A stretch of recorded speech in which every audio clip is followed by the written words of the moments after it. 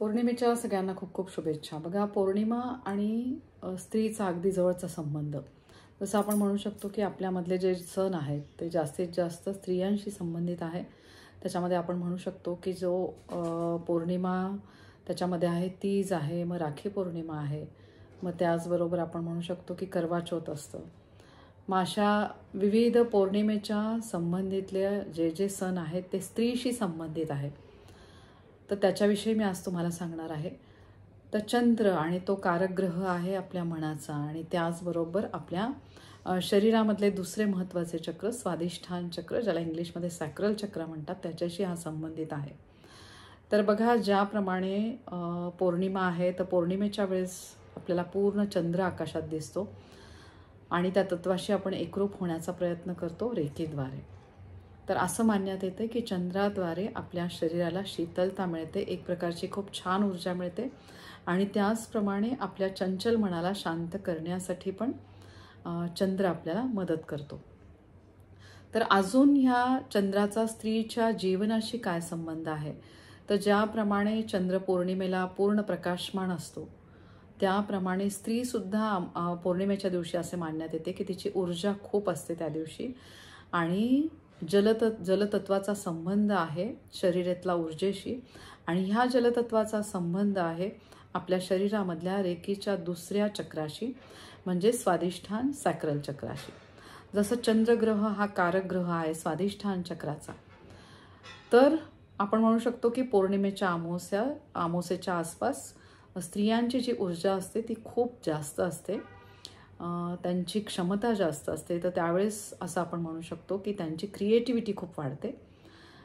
तर त्याचबरोबर आपण असं म्हणू शकतो की जशा चंद्र कलेने जसं पौर्णिमेनंतर हळूहळू पौर्णिमेचा जो पूर्ण चंद्र असतो त्याचा आकार बदलत जाऊन अमावस्येला चंद्र आपल्याला दिसत नाही, त्याप्रमाणेच त्याचा संबंध आहे स्त्रीशी। म्हणजे जसं स्त्रीला जे मासिक धर्म येतात, तर त्याच्यामध्ये 28 ते 29 दिवस साधारण तिची सायकल असते, आणि त्याचप्रमाणे चंद्र तुम्ही बघाल तर चंद्राची पण स्थिती जी बदलते, तर ती पौर्णिमेला पूर्ण दिसून आणि मग 28 दिवसांनी आपल्याला परत पुढची पौर्णिमा येते।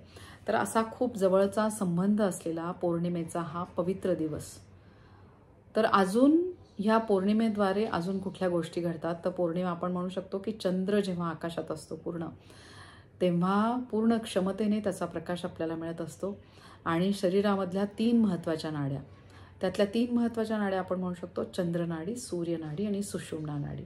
तर चंद्रनाडी आहे ती डाव्या बाजूची नाकपुडी। आपण आपलं जेव्हा रेकीचं ध्यान करत असतो, ध्यानाच्या अगोदर आपण चंद्रनाडीला आधी ॲक्टिवेट करून घेतो आणि मग आपण रेकीचं ध्यान करतो।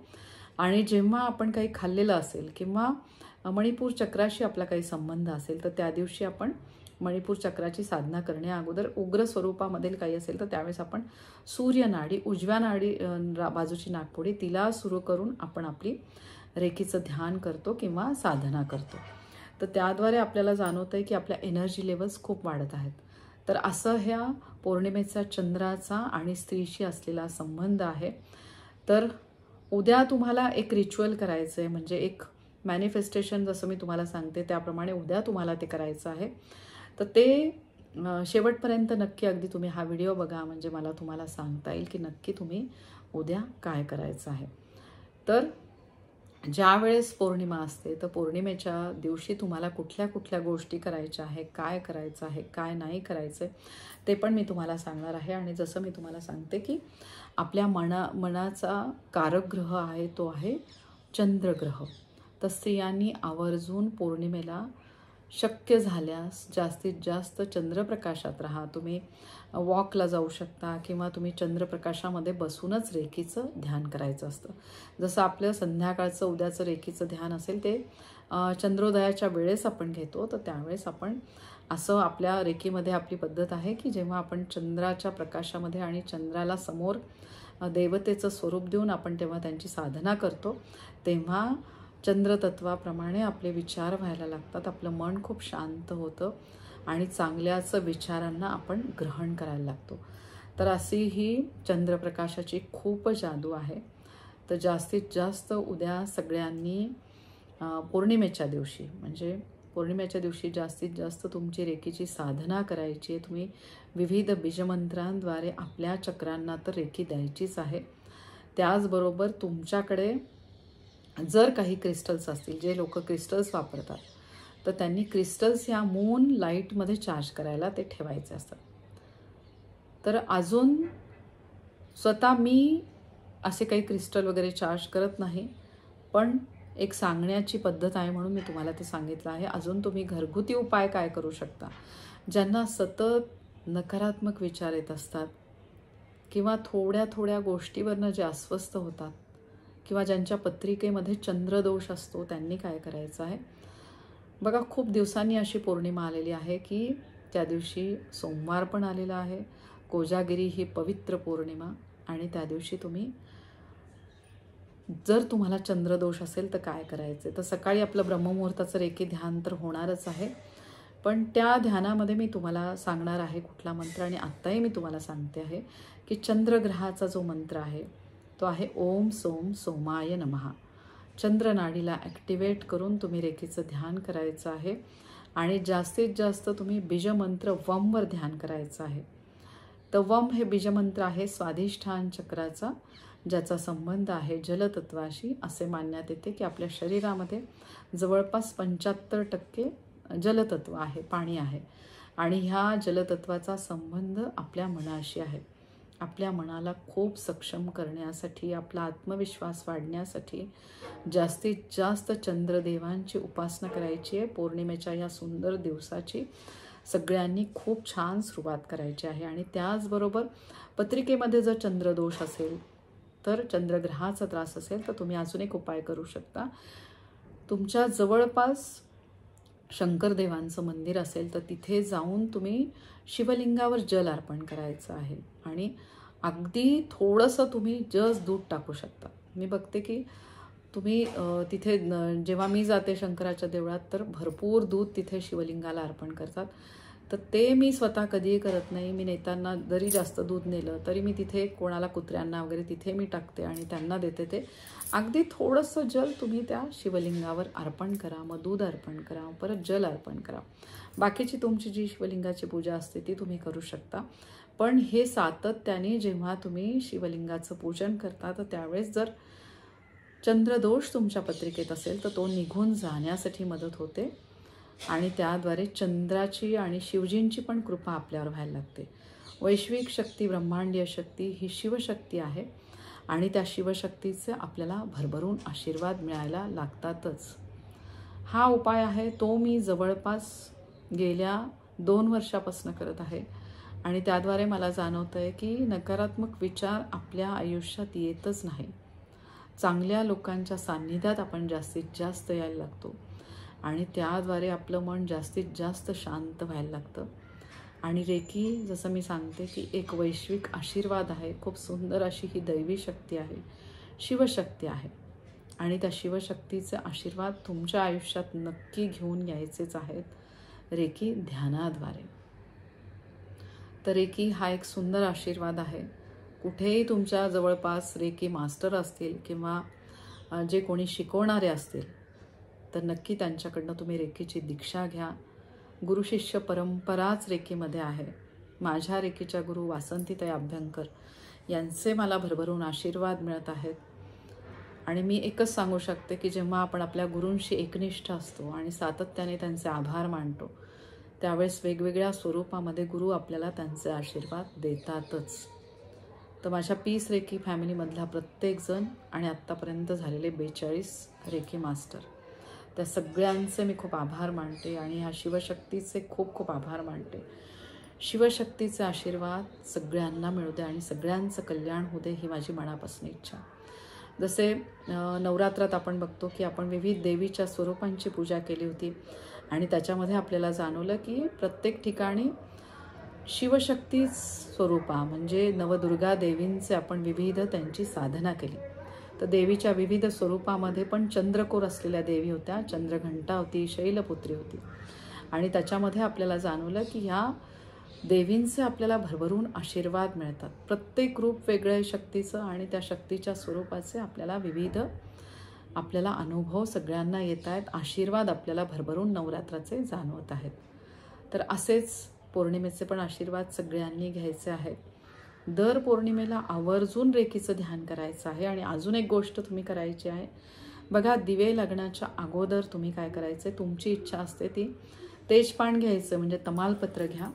तमालपत्रावर तुम्ही हिरव्या स्केच पेननी लिहायचं आहे की जसं तुम्हाला मी सांगते की आयुष्यामध्ये आपल्याला सगळ्यात गरजेचं काय असतं, प्रॉस्पेरिटी, म्हणजे आपल्याला धन पाहिजे असतं. तर त्याच्यासाठी तुम्ही काय करायचं आहे बघा, हिरवा स्केच पेन घ्यायचा. हिरव्या स्केच पेननी तुम्हाला जी अमाऊंट पाहिजे असेल ती त्या हिरव्या स्केच पेननी त्या तमालपत्रावर त्याच्या उलट्या बाजूने लिहायची. म्हणजे सरळ बाजू असते, तिकडनं पांढरट बाजू असते, आणि दुसरी जी त्याची अपोजिट साईड असते ती जरा वेगळी असते. तर तिकडे तुम्हाला लिहायची की तुम्हाला माझ्या अकाउंटमध्ये किती जी अमाऊंट पाहिजे असेल ती जमा झालेली आहे असं लिहायचं आहे तुम्ही. मग त्या तेजपानला तुम्ही घडी करायची, त्याच्यावर एक लवंग लावायची, एक कापूर पेटवायचा आहे. दिवे लागण्याच्या अगोदर कापूर पेटवायचा आहे आणि त्या कापरामध्ये ती घडी तुम्ही तिथे त्या कापरामध्ये ती बर्न करायची, जाळून टाकायची. आणि त्याचं जे काही त्या पानाचं तिथे राख पडते, म्हणजे जे पानाचं राहिलेलं असेल ते पडलेलं असेल ते तुम्ही तुमच्या झाडामध्ये टाकून द्या, पाण्यात सोडून द्या.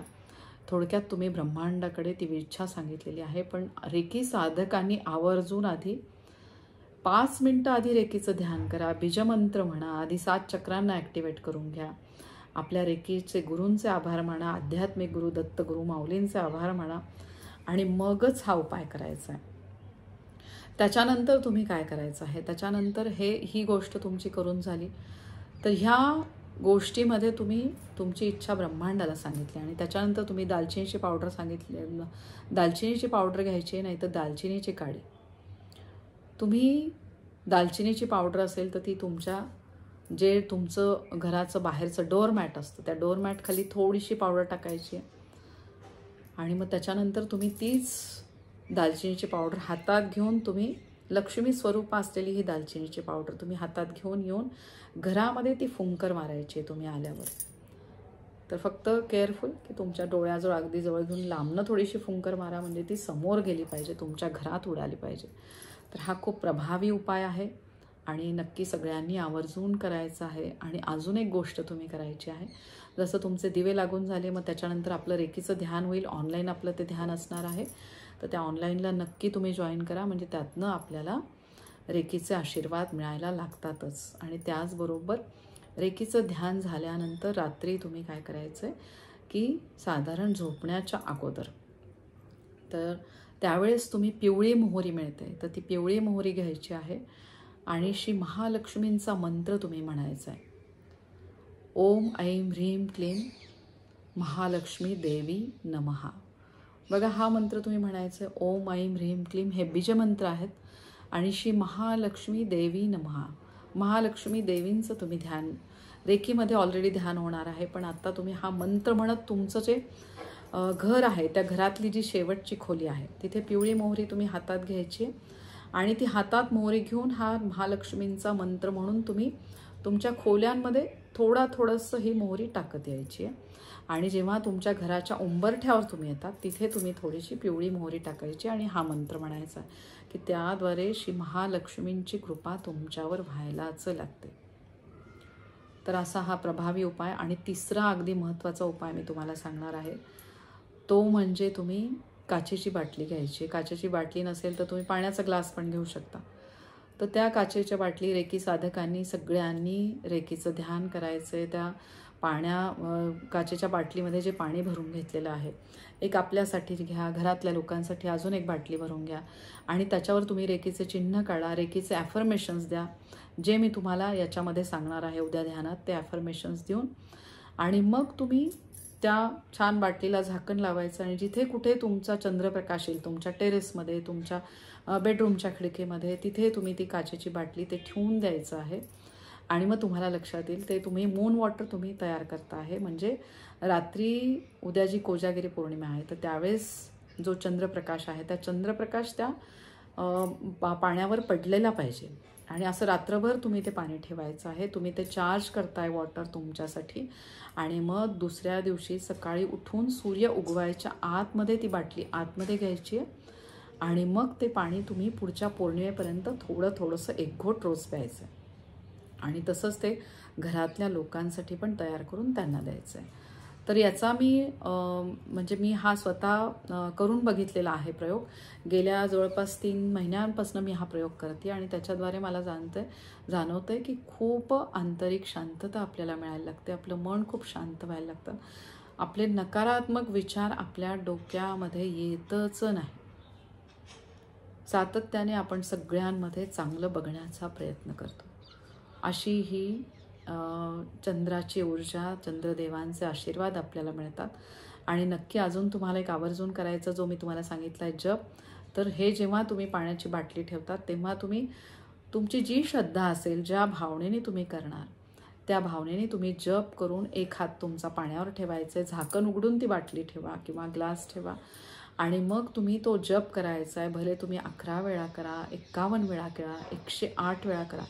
प्रत्येक वेळा जपामध्ये ओम सोम सोमाय नमः. ज्यांना कोणाला उष्णतेचे त्रास होतात, नकारात्मक विचार येतात, तर सगळे निघून जाण्यासाठी हा अतिशय प्रभावी असलेला उपाय सगळ्यांनी करा.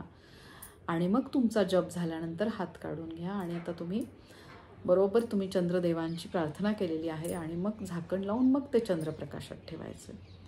तर नक्की सगळ्यांनी हा उपाय करा आणि बघा चंद्रदेवांचे आशीर्वाद मिळायलाच लागतात.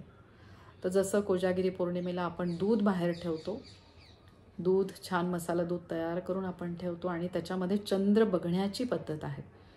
तर इतक्या दिवस मला नाही लक्षात यायचं की अरे नक्की काय असेल याचा संबंध. पण आता मला लक्षात येतं की का बरं पूर्वीचे लोक ती एवढे पातेलं मोठं त्याच्यामध्ये ते दूध आटवून आणि मग ते असं टेरेसमध्ये वगैरे ठेवायचं आणि त्याच्यामध्ये चंद्रप्रकाश आपण बघायचो, चंद्राला बघण्याचा प्रयत्न करायचं. मला आठवते की आई आम्हाला सांगायची की त्याच्यामध्ये तुम्ही चंद्र बघा, इतकं महत्त्वाचं आहे. आणि तो जास्तीत जास्त चंद्रप्रकाशामध्ये ते दूध ठेवायचं.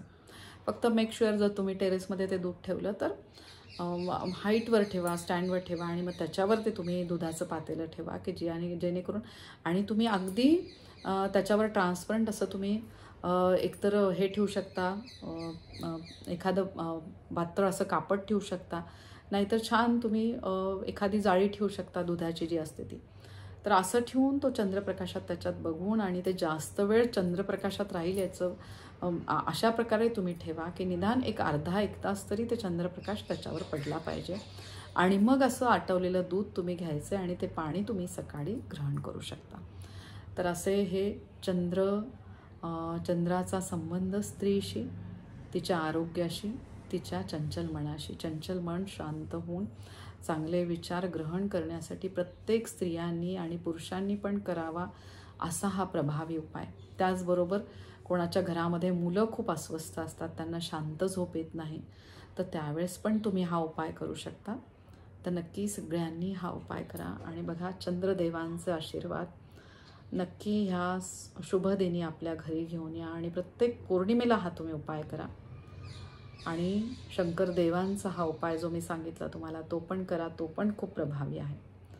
या शिवशक्तीचे आशीर्वाद सगळ्यांना मिळू दे, सगळ्यांचं कल्याण होऊ दे ही माझी मनापासून इच्छा.